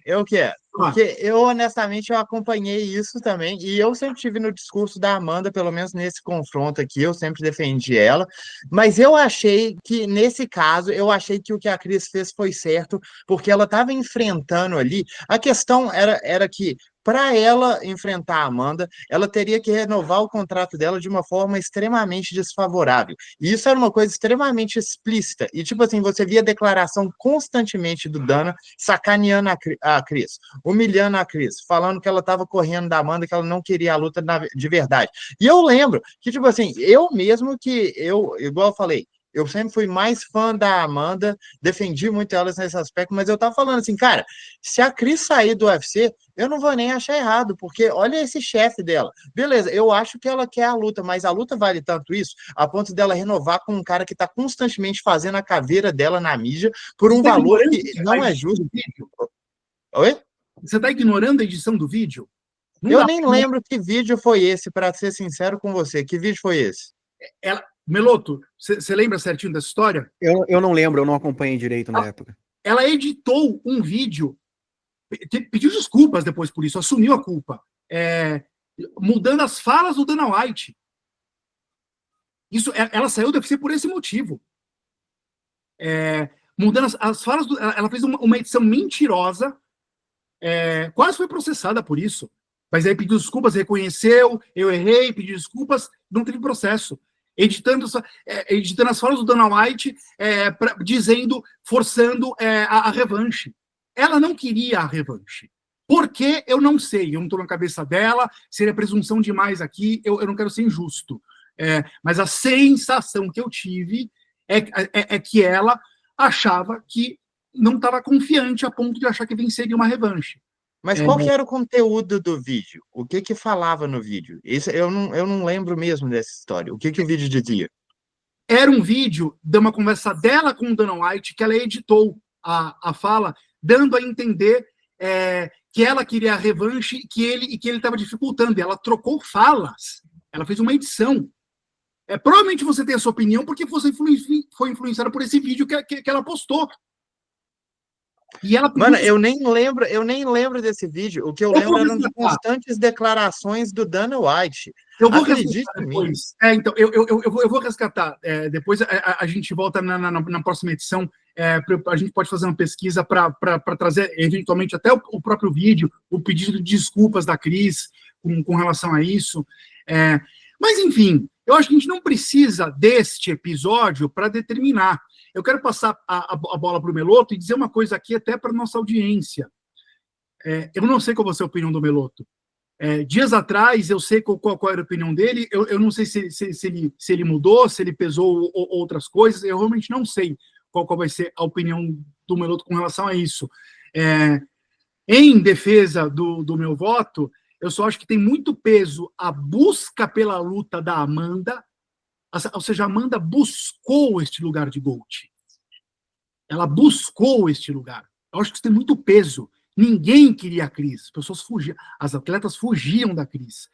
Ela buscou a luta, fez o que fez, e o alto nível ali, né? Enquanto a Cris Cyborg estava ganhando da Julia Budd, a Amanda Nunes estava nocauteando com um chute na cabeça a Holly Holm, que foi uma lutadora que a Cris teve muita dificuldade, inclusive, mas aí a gente entra nesse mérito que o Barbie fala, que eu concordo, ficar avaliando o lutador por conta de um encaixe é complicado.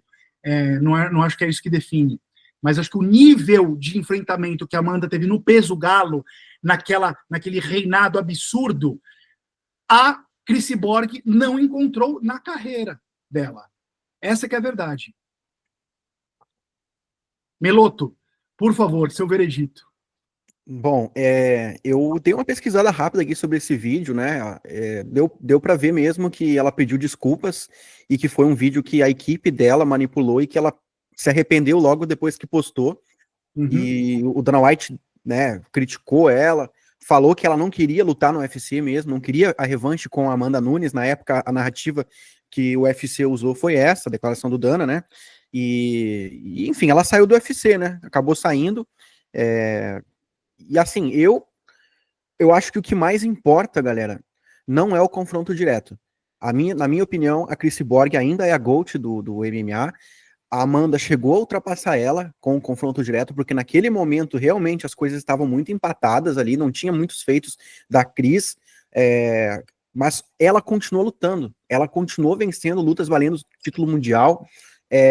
O que mais importa para mim, galera, é quantas vitórias, quantos títulos o lutador conquista. O confronto direto é um critério de desempate, que nesse caso, para mim, não entra mesmo.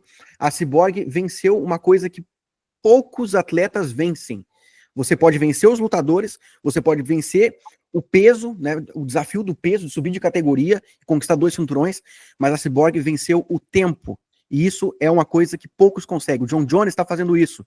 Olha quanto tempo ele está no topo, vencendo, continua defendendo o cinturão, e por mais que a Cyborg saiu do UFC, ela continua lutando contra a elite da categoria dela. Aí muita gente vai chegar e vai dizer, pô, mas quem é a elite do peso pena? Quais são as lutadoras? Quais são as campeãs mundiais que tem no peso pena? A Cyborg não deixou que isso existisse. Não tem tantos nomes relevantes, porque a Cyborg não deixou.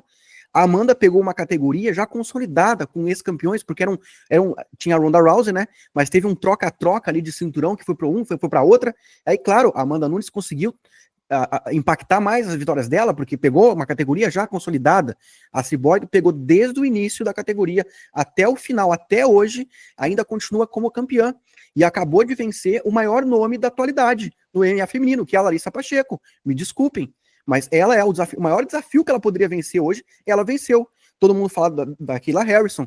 A Larissa Pacheco venceu a Kayla Harrison agora na última luta. Perdeu as 2 anteriores? Perdeu, mas evoluiu, mostrou que é superior e venceu. E a Cris Cyborg foi lá e venceu a Larissa. Pra mim, cara, 17 vitórias valendo o título mundial.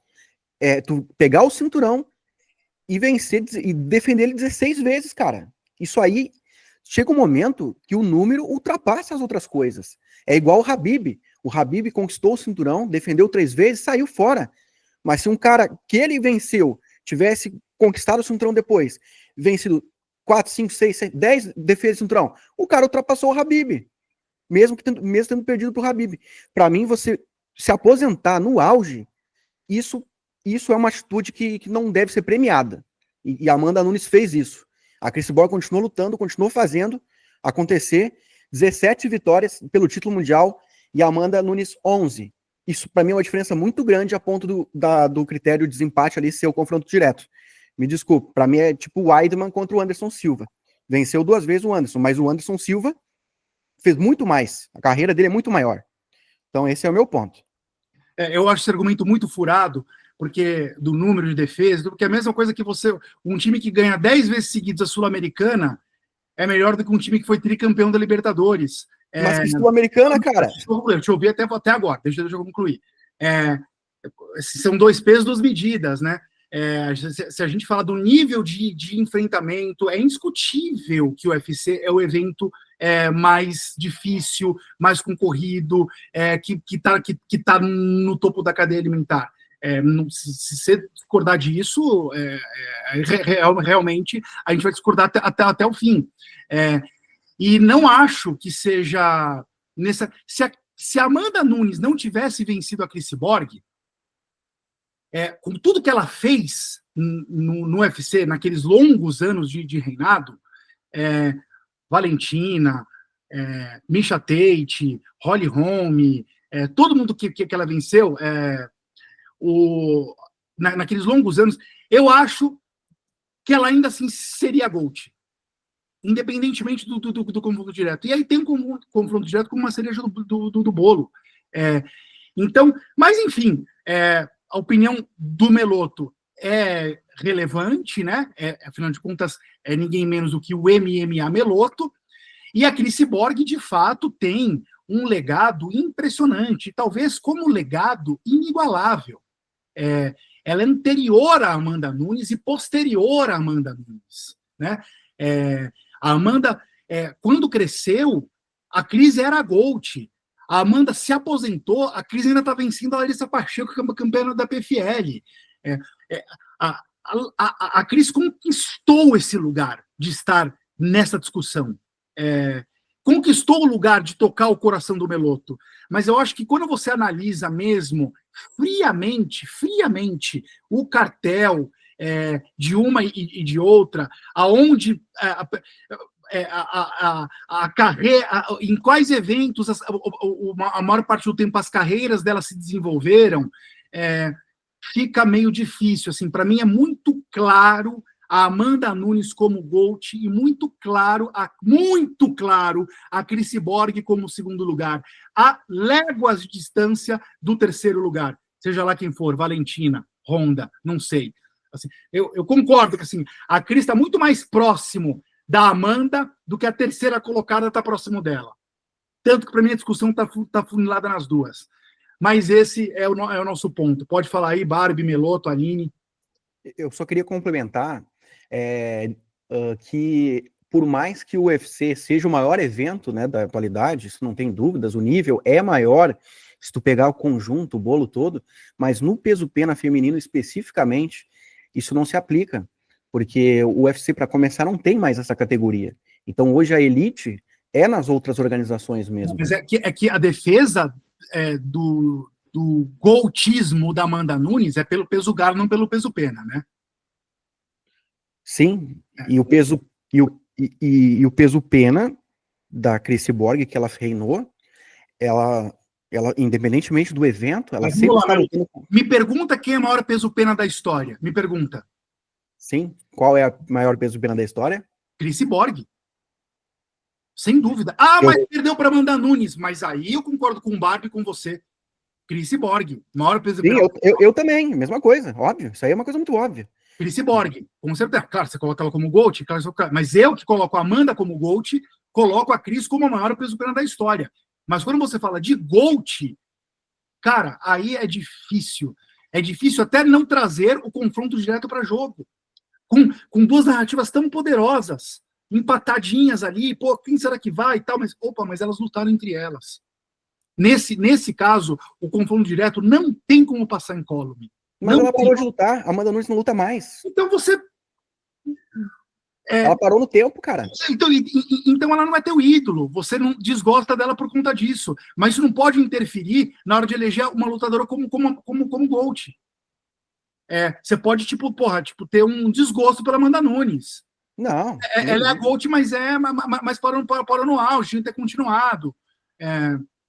Tudo bem, mas eu não acho que isso interfira no lugar que ela conquistou.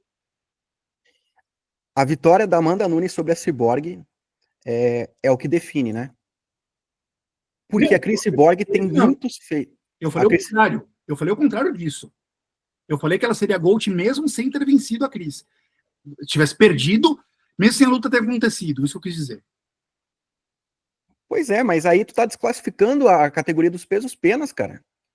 Não. Peso pena tem o seu valor, tanto quanto o peso galo. Eu não tô desqualificando, senão eu não colocaria a Cris Borg como a segunda maior lutadora da história do MMA. Para mim tem um peso gigantesco que ela fez.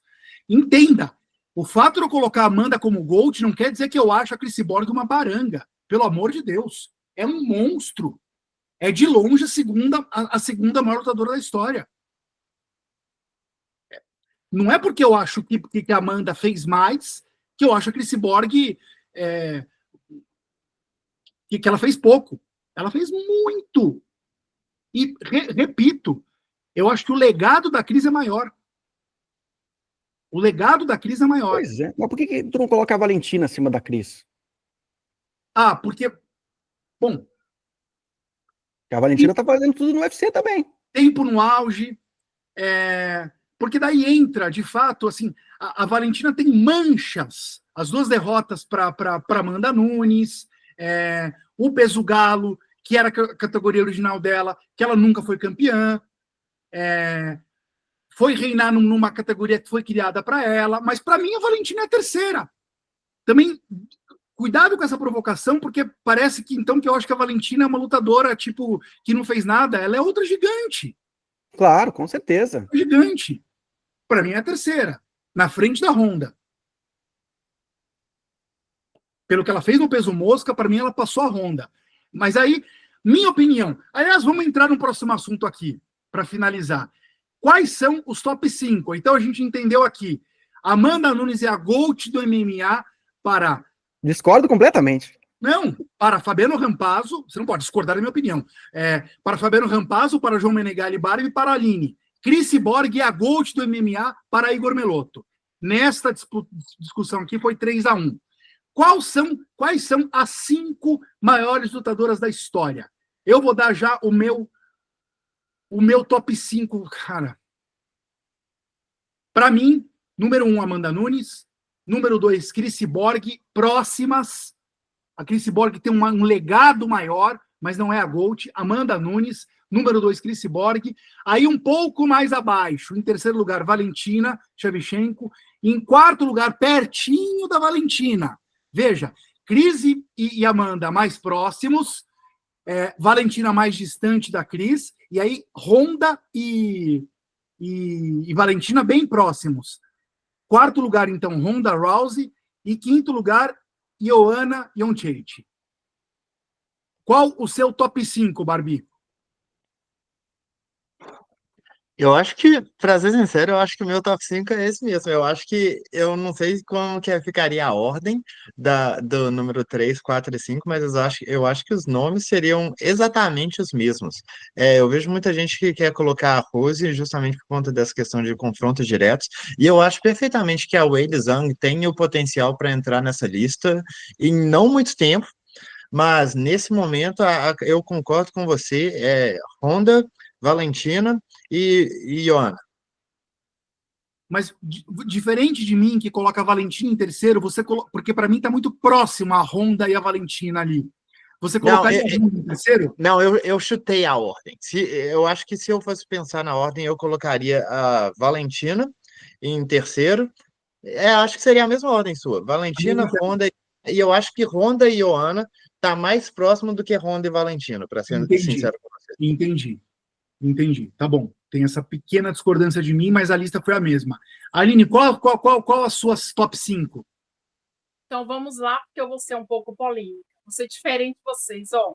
Maíra Chitara. Deus me livra! Então vamos lá. Para mim, a Gold, a melhor, é a Amanda Nunes.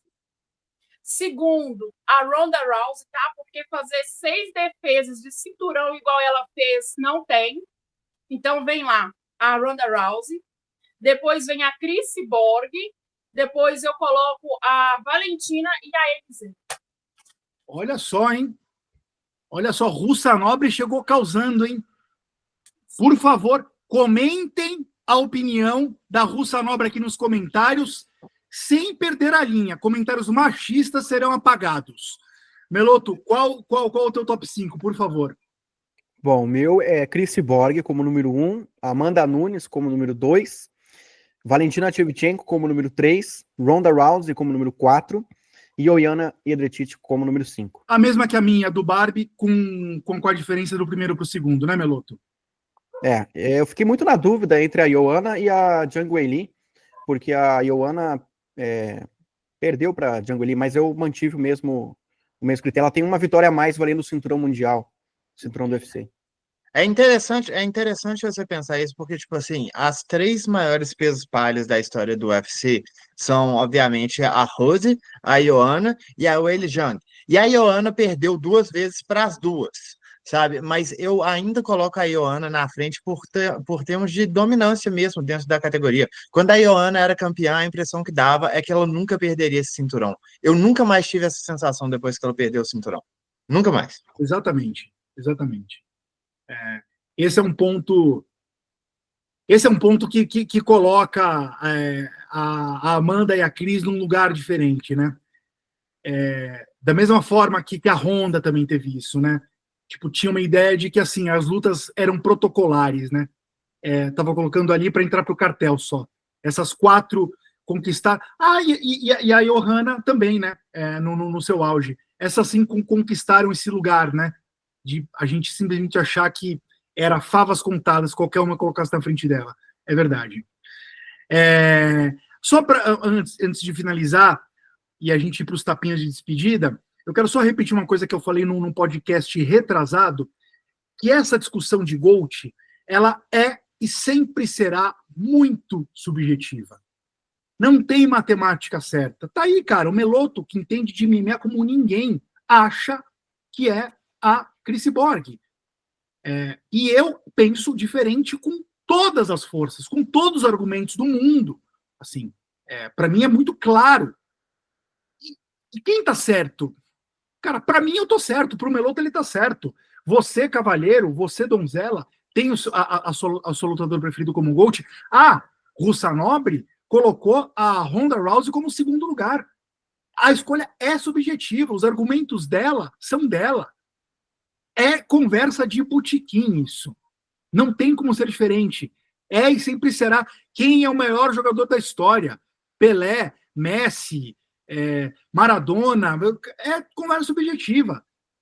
Quem jogou mais, Messi ou Cristiano Ronaldo? Tem gente que acha o Cristiano Ronaldo. E caramba, tipo, os argumentos são... não tem ciência exata quando a discussão é GOAT. Nunca vai ter. Então você, que se inflama muito na hora de entrar nessa discussão, baixa um pouco a temperatura, porque não funciona assim. 1 mais 1 não é 2 quando o assunto é GOAT. Não é. Entram aspectos emotivos aí. Eu até ouso dizer, numa última provocação minha aqui com o Meloto, que o ranço que ele tem da Amanda Nunes por ela ter aposentado no auge, de alguma forma interfere um pouco nessa opinião dele. Inconscientemente, Meloto. Inconscientemente interfere. Como o fato da Cris não ter gostado do desafio da Amanda interfere no meu. Interfere no meu. Aquilo fez eu me desapaixonar pela Cris. Quando ela renegou a luta, eu me desapaixonei. Falei, pô, jura, cara? Eu queria você mordendo as luvas. Vem, Amanda, vem. Eu ia torcer pra Cris, ela fizesse isso. Me desapaixonei ali. Então, esses fatores subjetivos, eles entram nessa conversa sempre e sempre vão entrar. Quem é a GOAT do MMA para vocês? Coloquem a lista aqui. Não vai dar para ler de todo mundo, mas eu vou escolher uma ou outra para ler no Rampazzo Reage da nossa próxima edição. E vamos para o tapinha de despedida, começando com você, Meloto. Por favor, qual que é o seu tapinha de despedida neste podcast temático? O meu tapinha vai ser um tapinha retroativo aí, galera, que o Dana White, né, para quem não lembra, falou que as mulheres nunca lutariam no UFC em 2011, logo um mês depois da Amanda Nunes lá ter nocauteado a Julia Budd no Strike Force. O MMA feminino já estava fazendo bastante barulho, e ele falou aquela coisa e eu não lembrei, eu não tinha 3 tapinhas na época para dar um tapinha na cara dele, então meu tapa vai na cara do Dana White por essa declaração. Aqui tem coragem. Porque deu pra ver que ele mordeu a língua feio, hein? Feio. Então esse é meu tapinha de despedida. Engoliu, né? Engoliu a seco e fez dinheiro, né? Também de burro não tem nada, mas achei um ótimo tapa. Eu vou de segundo lugar aqui. O meu tapinha de despedida vai nas costas da Amanda Nunes. Porque eu só vou pegar carona nesse ponto histórico para abordar um outro assunto aqui. Quando ela desafiou a Cris Borg, eu já falei que eu virei fã da Amanda no desafio, não foi quando ela venceu a Cris, foi antes da luta acontecer, porque isso vai ao encontro de muito do que eu acredito no MMA. Eu não entendo quando alguém critica uma luta entre brasileiros quando ela é casada. E a gente vê muitos produtores de conteúdo, amigos nossos aqui do YouTube, que ficam chateados quando 2 brasileiros são casados. Eu não entendo isso. Para mim, isso é a comprovação, a coroação do sucesso do MMA no Brasil. Tudo que a gente desejaria era mais brasileiros lutando entre eles. Porque isso prova que o MMA está bem desenvolvido, que a gente está nas cabeças. Então, quando a Amanda buscou essa luta, eu falei, o quê? Todo mundo fugindo da mina? E a Amanda tá querendo essa luta? Você é louca, você vai morrer. Como assim? Vai subir de categoria, você não tem frame para ser peso-pena? Que loucura! Como assim? Eu falei, caramba! E aí, quando a Cris comprou esse barulho de brasileiro, luta com brasileiro, não, cara. Não. Então, eu sempre fui um defensor de brasileiros lutando entre eles, fundamentalmente porque isso é a ilustração do desenvolvimento do esporte no Brasil, no país. aí meu tapinha nas costas por essa atitude de anos atrás, 2018, né, 6 anos atrás, da Amanda Nunes. Que mais brasileiros desafiem brasileiros. É isso que eu quero ver. Eu quero ver o Caio Borralho sendo campeão do peso médio e desafiando o Alex Poitin nos pesos meio pesados. É isso que eu quero ver, Caio Borralho. Faça isso. Busquem essas lutas. Sejam Amanda Nunes. Barbie, vamos deixar nossa linha Almeida Russa Nobre por último. Qual que é o teu tapinha de despedida? É na cara ou é nas costinhas?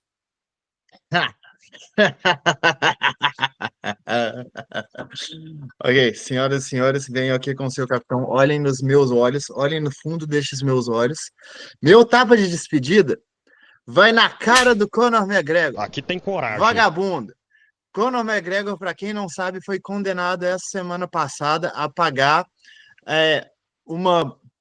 Eu nem sei como é que é o nome disso, é uma compensação financeira por ter sido condenado por violentar sexualmente uma mulher.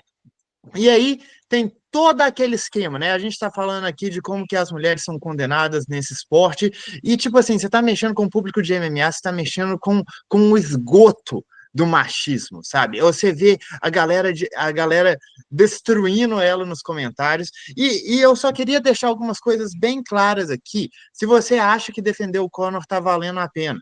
Para começo de conversa, essa mulher, a Nikita Hand, que fez tudo isso, que perdeu o caso e teve que recorrer no civil, ela teve a casa dela invadida, ela teve o namorado dela esfaqueado depois que ela começou com isso. Ela podia perder, se ela perdesse esse caso no civil, ela teria que pagar uma compensação de mais de $1 milhão ao longo de 6 anos. Seria falência financeira para ela e para toda a família dela. Possibilidade de prisão, né? Porque de onde que ela vai tirar esse dinheiro? Então, vem vocês, escória, esgoto da humanidade, ratos que andam pelas ruas, vem aqui para me falar que ela fez isso pelo dinheiro. Vocês deveriam ter vergonha. Conor McGregor, você é um lixo humano, um lixo ambulante que eu tenho que aturar andando pelas ruas da Irlanda. Este tapa na sua face, muito, muito bem dado pelo seu capitão. Nossa, como é bom ver um lixo desse se dando mal. Essa mãozinha aqui, Barbie, é eu me solidarizando ao seu tapa na cara do Conor. Eu, que sempre fui fã do Conor, que sempre naveguei na contramão, porque eu sempre gostei da persona dele, de como ele fez o bolo do MMA crescer, da ressonância que ele traz, da magnitude que ele traz, e como lutador também, né? Teve uma fase áurea ali.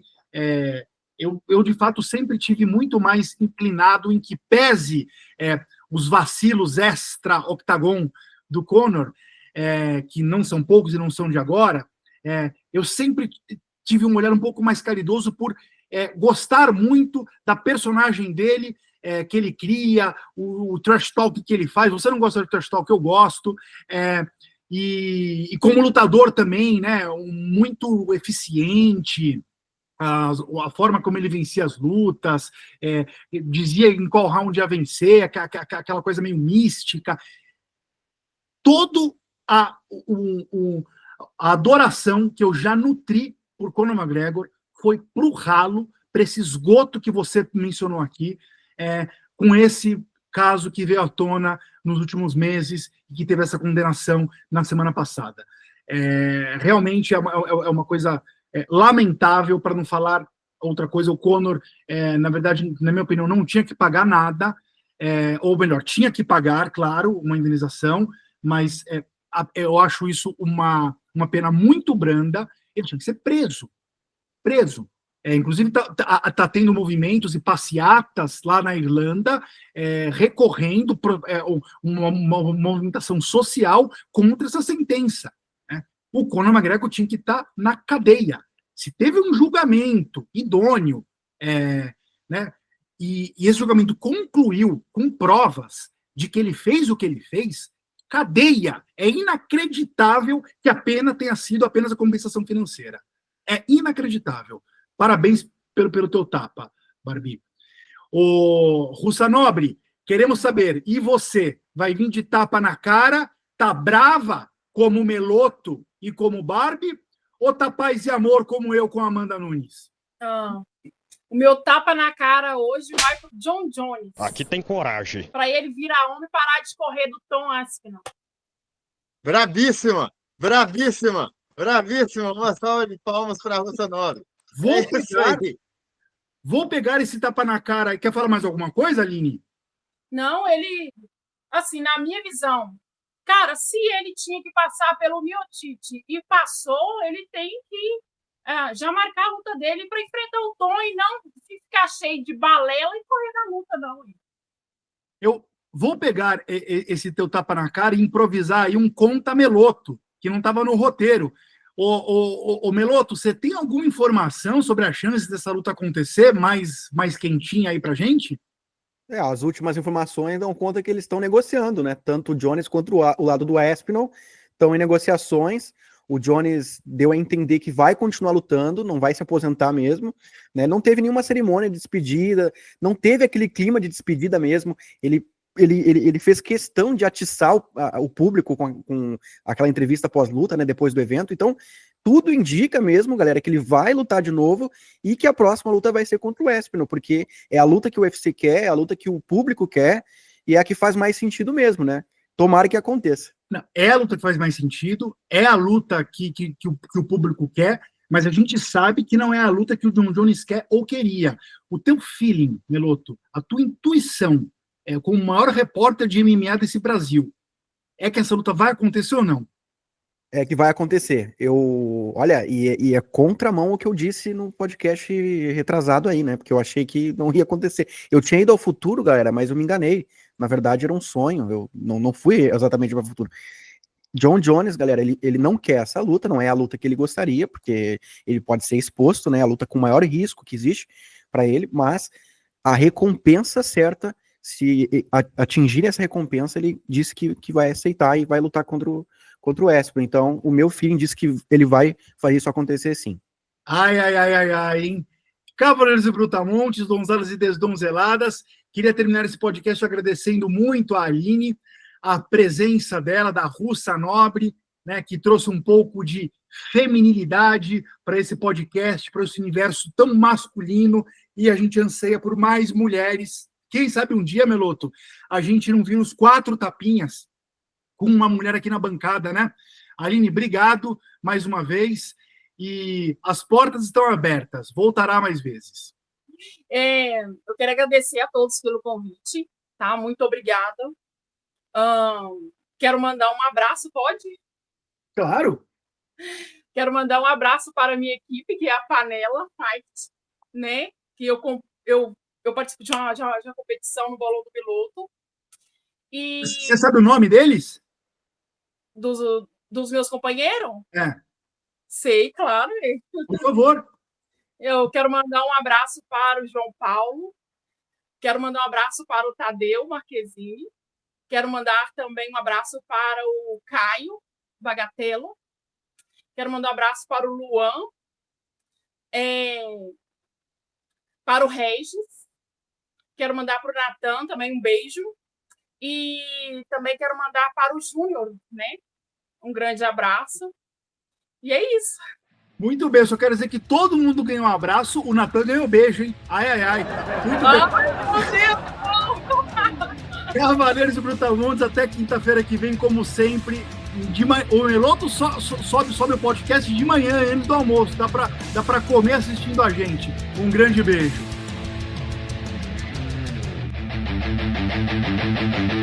Presta, filhas.